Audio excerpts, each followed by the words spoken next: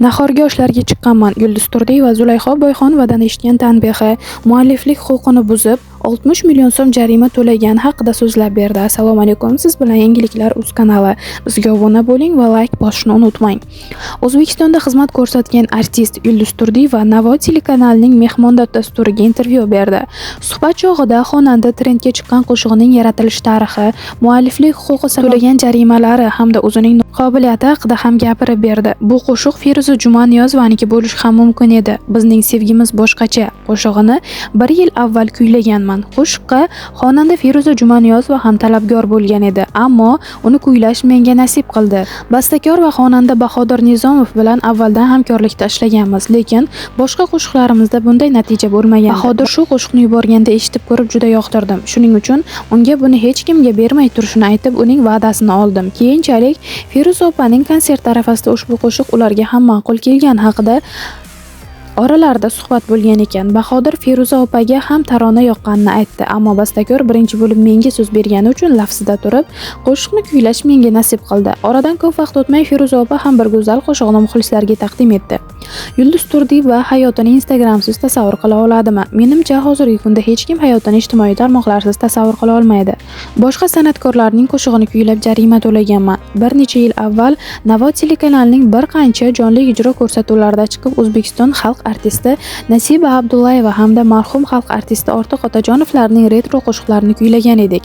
Bir kuni meni chaqirishib, ko'rsatuvda jonli ijroda aytgan qo'shig'im uchun jarima to'lashim kerakligini aytishdi.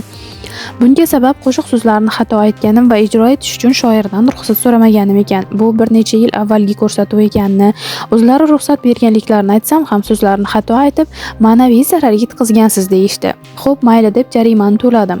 Hozir ham kanallarda retro qo'shiqlarni kuylash uchun chaqirib turishadi, lekin endi hech qaysi xonandaning qo'shig'ini kuylamayapman. Bundan tashqari ba'zi san'atkorlar bilan ham tushunmovchilik holatlari bo'lgan. O'zlari hurmat qilib bitta qo'shiqlarni ijro etishga berishgan edi. Tarona mening talqinimda chiroyli chiqqanidan so'ng anglashilmovchiliklar kelib chiqdi. U ijodkorlarni ham tushunaman.